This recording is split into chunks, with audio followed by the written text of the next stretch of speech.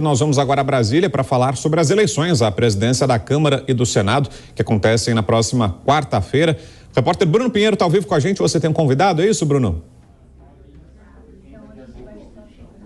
Justamente, Vitor, você é um ótimo dia. Que nos acompanha ao meu lado o senador Rogério Marinho, ex-ministro do Desenvolvimento Regional e é o candidato à mesa diretora do Senado Federal. Antes da gente começar a conversa, muito obrigado por o senhor aceitar a conversar com a gente. Sei que é época de eleição, época de reuniões, de visitas e de fazer a conta. A matemática é muito importante neste momento. O senhor já concedeu uma entrevista coletiva já falando que representa a candidatura do senhor, que não é uma candidatura de vingança, na verdade, mas é para restabelecer essa harmonia, essa confiança e para ser muito mais forte o Senado Federal. Quero que o senhor reafirme, então, que representa a candidatura e a campanha do senhor neste momento. Estamos ao vivo.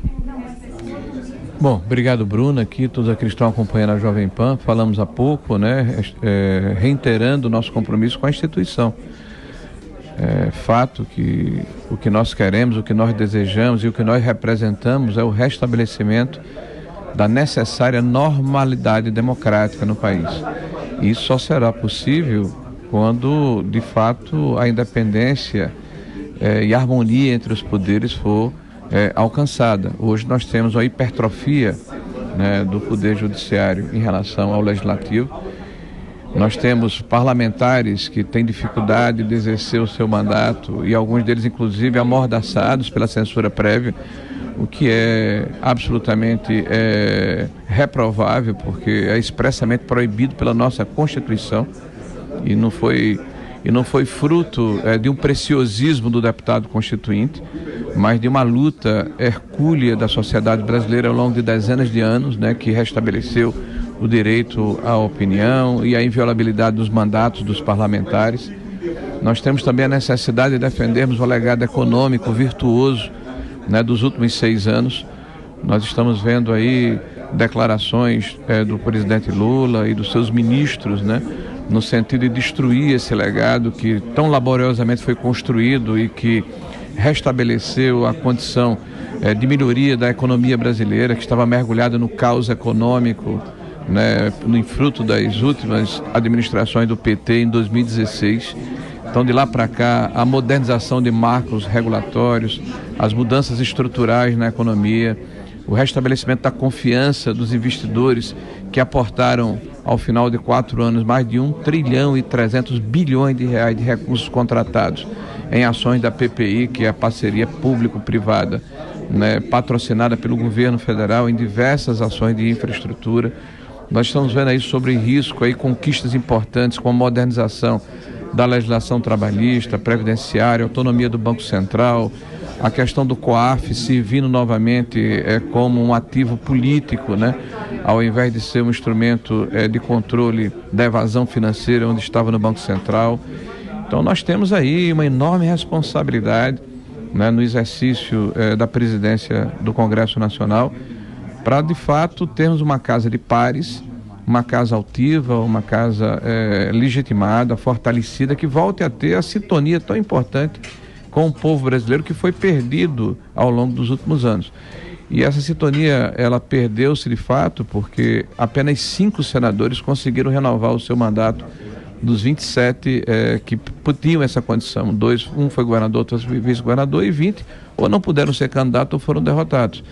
Então isso mostra cabalmente que a sociedade desconectou-se com o Senado e nós temos a necessidade de fazer novamente essa conexão. O senhor relembrou algumas ações do governo de Jair Bolsonaro, que finalizou agora em 2022, algumas ações nos últimos anos, já falando lá do governo de Michel Temer, inclusive de 2016, ações que estão em risco, a história está em risco caso essa eleição esteja na mão de um outro ou na mão de Rodrigo, que já está buscando uma reeleição. Quando o senhor começa a elogiar o ex-governo Michel Temer, é um sinal também de receber um apoio do MDB nessa candidatura à mesa diretora?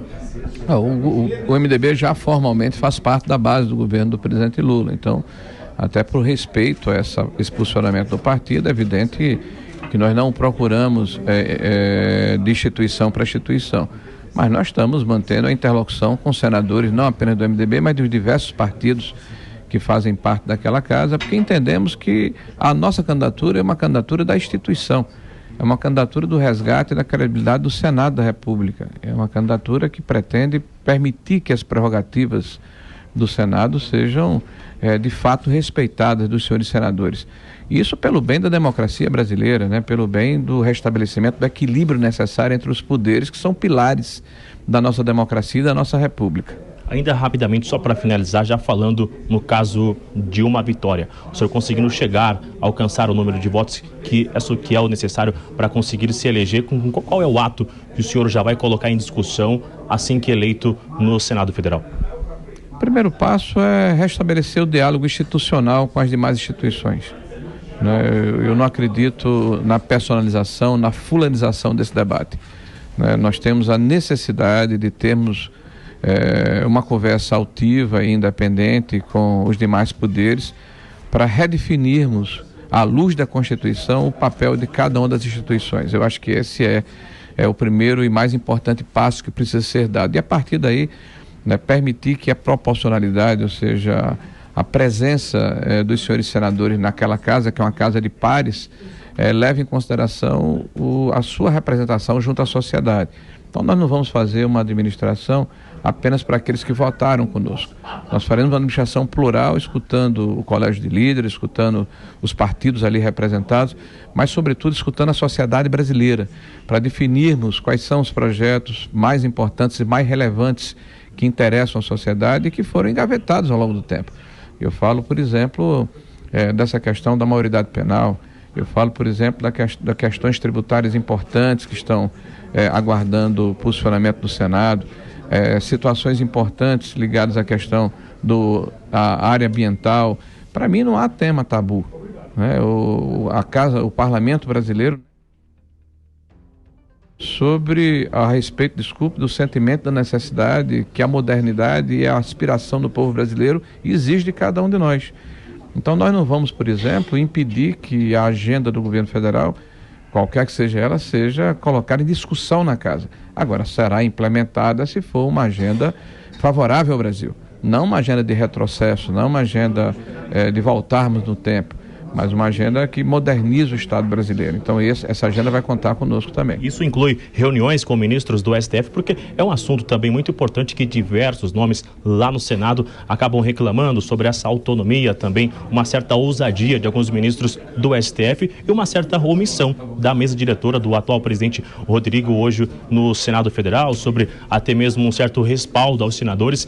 Essa agenda de chegar a conversar com os ministros na Suprema Corte também envolve logo quando o senhor assumir?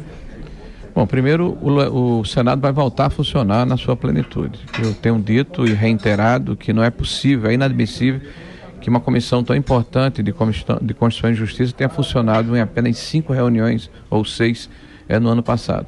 Então isso é uma omissão imperdoável que prejudicou muito a qualidade do Parlamento brasileiro, em especial do Senado da República. Mas nós não pretendemos ter conversas individuais. Eu acho que, a não ser que haja uma solicitação de um ministro, que nós, evidentemente, iremos atender. Nós não vamos nos negar a conversar com ninguém. Mas eu acredito que a luz do sol é o maior e melhor dos desinfetantes. Nós pretendemos ter conversas institucionais. Ou seja, o Senado da República, através da sua mesa diretora, sentará-se à mesa, vai sentar-se à mesa, com o Supremo Tribunal Federal, como instituição, com a Câmara Federal, poderá e deverá receber os ministros de Estado, porque é o nosso papel. Nós não vamos nos furtar a fazer a ação, qualquer que seja ela, a favor do Brasil, e o que nós consideramos essencial para que a casa possa fluir, para que haja tranquilidade, para que haja pacificação, que é o restabelecimento da normalidade democrática. A gente continua ao vivo, tem uma outra pergunta do estúdio, só para finalizar. Ei, Vitor. Queria saber do senador então, Bruno, aproveitando a presença dele para já liberá-lo, se teve algum tipo de interferência ou participação nessa eleição por parte do presidente Lula, porque é até praxe que presidentes da República digam que não pretendem interferir diretamente nas eleições no Congresso Nacional, mas isso às vezes até indiretamente acaba acontecendo. Pergunto ao senador Marinho, até como representante da oposição nessa disputa, se na avaliação dele houve interferência por parte do presidente Lula nessa eleição ou não até agora. Bom, a eleição não terminou ainda, né? Ela vai acontecer até o dia 1º, né? Seria ingenuidade da nossa parte imaginar que o governo federal, de alguma forma, não tentasse influir no resultado do pleito. É natural, isso faz parte da regra do jogo. É uma regra não escrita, mas todos os presidentes, né, de alguma forma, tentam fazer com que o representante da Casa Legislativa tenha uma afinidade, tenha uma convergência, né, com a sua pauta e com o seu espectro ideológico. O presidente Rodrigo Pacheco está alinhado com o governo do presidente Lula, né? Indicou ministro, né? Tem conversado com o presidente Lula, tem certamente tratado do tema eleição para a presidência do Senado da República. Mas nós não estamos preocupados com esse processo, porque acreditamos muito que os parlamentares, os senhores senadores, estão muito incomodados da maneira como a casa está sendo vista pela sociedade, como ela tem se comportado e pela sua missão. Então, o fato mais relevante aí é que há um movimento suprapartidário que nos apoia e que vai nos levar à vitória, não tenho dúvida nenhuma. Ótimo, então, senador, mais uma vez reforço, muito obrigado em falar aqui ao vivo com a Jovem Pan. Obrigado a vocês aí, um forte abraço. Ok, então, Vitor, a gente continua acompanhando essas reuniões, na verdade, essas articulações durante esse final de semana. Na quarta-feira, a gente vai ter, então, essa eleição da mesa diretora, lembrando que além de Rogério Marinho, Rodrigo Pacheco e também Eduardo Girão. Numa conta que ainda é incerta, na verdade, se fala sobre 11 nomes que estariam numa indecisão. Vale ressaltar que nas redes sociais, eleitores estão fazendo uma cobrança muito forte também diante de todos os senadores que estão declarando os seus votos nessa reta final na última semana.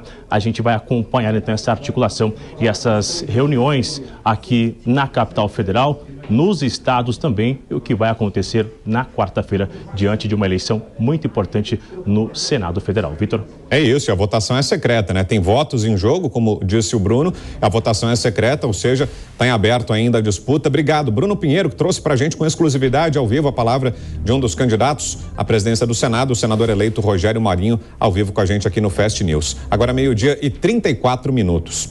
Adriano Cerqueira, conosco aqui. Queria te ouvir, Adriano, sobre tudo isso que acompanhamos agora, essas declarações do senador eleito Rogério Marinho, que vai disputar com Rodrigo Pacheco, atual presidente, o comando do Senado. Parece que está bem dividida a disputa, parece que ainda não dá para cravar resultado não, né? Sim, com certeza havia uma indicação de que o novo Senado, né, que está assumindo agora, no mês de fevereiro, teria uma composição mais conservadora e mais resistente, né, às políticas de Lula. E muitos, né, dos senadores estiveram envolvidos com a candidatura de Jair Bolsonaro e tem, claro, esse interesse, né, de defender o que foi feito durante o governo. Ao mesmo tempo, ao longo dos últimos anos, né, a partir do mandato de Bolsonaro, foi ocorrendo um aumento da interferência do Poder Judiciário, através do STF, na nossa Suprema Corte, que chegou, inclusive, a causar problemas com parlamentares. E isso foi criando um sentimento de resistência dentro do Congresso Nacional e frustração diante do que eles entendem que foi uma certa falta de ação por parte de seus presidentes, em especial o presidente do Senado, que também é o presidente do Congresso Nacional. Nesse ponto, Rodrigo Pacheco, que conseguiu a sua eleição com o apoio de Bolsonaro, rapidamente virou uma figura, uma persona não grata, vamos assim dizer, porque entenderam que ele estava sendo passivo e até mesmo conivente com alguma dessas ações que, como foi bem dito pelo candidato Rogério Marinho, né, entende que é uma interferência de um poder sobre o outro. Então, esse tom, né, de independência do Congresso Nacional, de resgate da autonomia e do trabalho do parlamentar, vai ser muito importante. Mesmo que ele venha a perder, é importante ver qual que vai ser a votação da sua candidatura, porque vai ser um indicativo da resistência que o governo Lula vai encontrar nesse novo Senado. Aí, com certeza, vai ser um Senado mais agressivo.